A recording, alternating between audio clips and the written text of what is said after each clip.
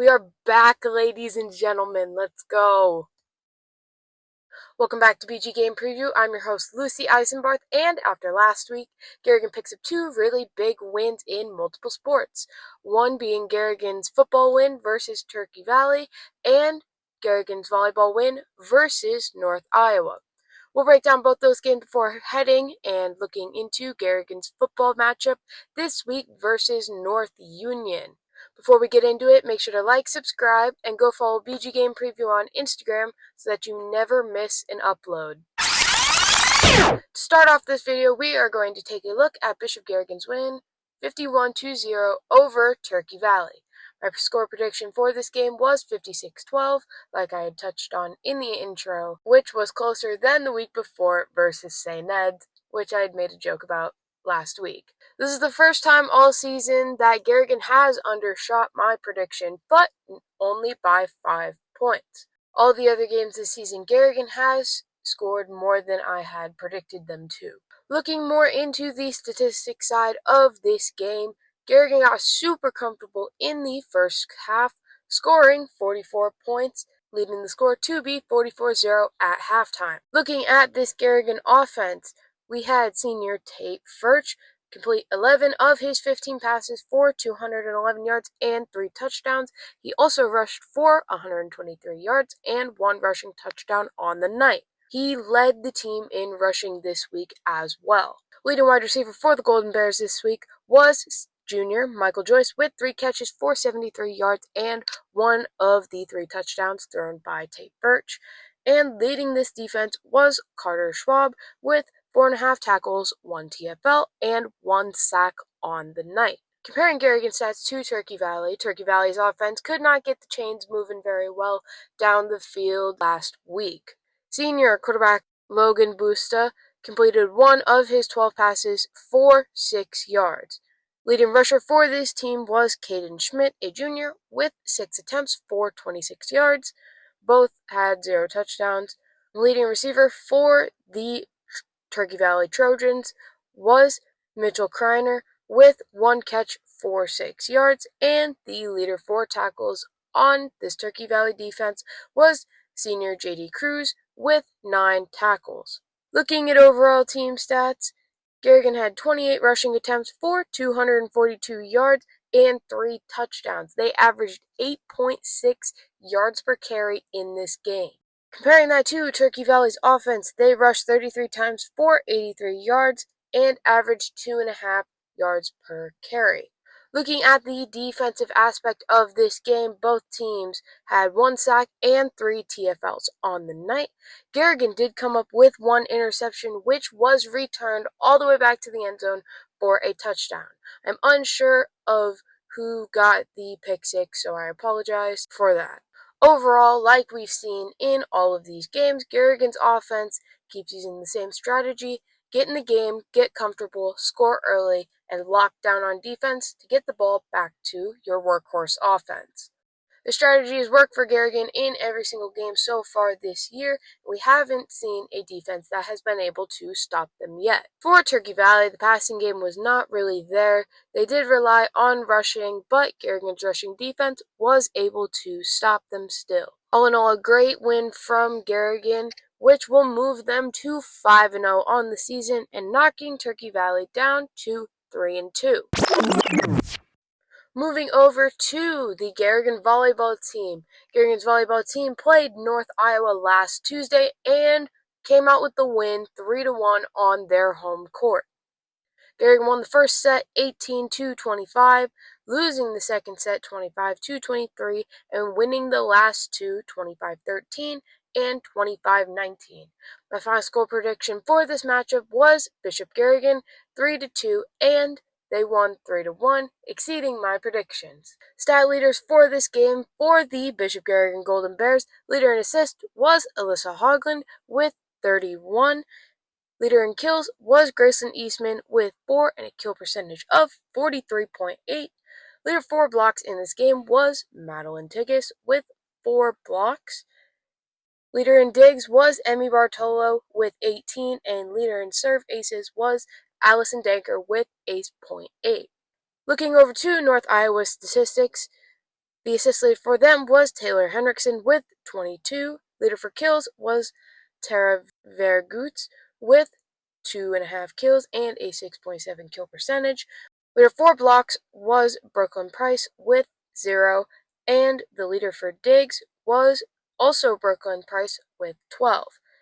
Finally, the leader for serving aces was again Brooklyn Price with ace.5. Overall, Garrigan's blocks really helped them in this game. Like I said, that would be a key factor to their success in this game, which it was. They were able to limit North Iowa's kills, which led them to a victory last week. North Iowa's kill error count was really high this game compared to some of their other matchups with 36, and then comparing that to Garrigan's 15 kill errors in this game. That was a huge thing that led to North Iowa's downfall. Overall, a great win for the Lady Bears, and good luck to them tonight versus Forest City. It is Tuesday as I'm recording this. This video will not be up in time for a score prediction, but I will put the results maybe over here somewhere when I get those. Now that we've got the recap rewind portion of this show done, let's look at Garrigan's Week 6 football matchup versus North Union on the road. North Union walks into this game with a 2-2 record, hosting Garrigan on their home field this week. They started off the season with a 69-20 win versus Newell Fonda, then going into North Iowa and winning 54-0, before then dropping their game versus Riceville 46-42, and last week dropping a game 52-28 to GTRA. Looking at the statistics side of things for North Union, junior quarterback Grayson Colgrove has completed 18 of his 39 passes so far this year for 276 yards and 5 touchdowns. He has also rushed for 181 yards and 7 touchdowns on the year.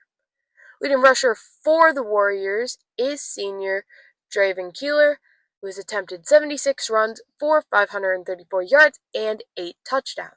Leading receiver for North Union is Cale Jones, a senior, with 10 receptions for 136 yards and 2 touchdowns. And finally, leading this defense is junior Max Merrill with 23.5 tackles, 1 TFL, and 1 fumble recovery on the year. Looking at this North Union team, they have 334 passing yards on the season and 6 passing touchdowns, only 2 passing interceptions. The team also has 151 rushing attempts for 965 yards, averaging 6.4 yards per carry and 20 rushing touchdowns thus far. Heading over to the defensive side of the ball, North Union has 8 sacks on the year, 24 TFLs, 1 forced fumble, 4 fumble recoveries, and 4 interceptions. Comparing both sides of this team is really what you can use to determine this game.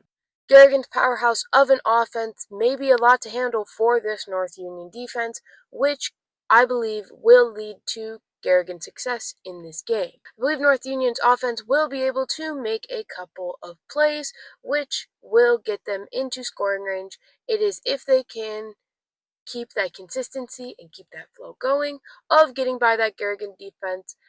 That will be huge for them in this game. Garrigan implements their same strategy of going out there with some confidence and scoring super early and then getting the ball back. On defense, Garrigan will have this game under wraps. I do believe that North Union will give this their best shot, but in the end will fall short to the Golden Bears. My final score prediction for this game will be Bishop Garrigan 60, North Union 6. I do believe that Garrigan's offense will go out there and get comfortable right away and score a lot. That and locking down on defense will lead to their win this week. I don't think that North Union's offense will be able to prevail against this Garrigan defense, but will give it their best shot. I think North Union's defense will give up a lot of points to Garrigan, and it will be the simple mistakes that they will regret in the end. Garrigan will capitalize off those and go undefeated going into Week 7, 6-0, and knocking North Union to 2-3 on the year.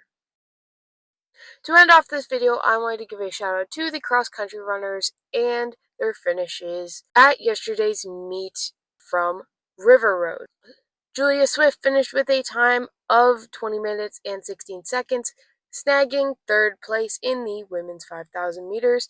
Freshman Emma Kolash finished with a time of 23 minutes and 41 seconds, coming in 40th.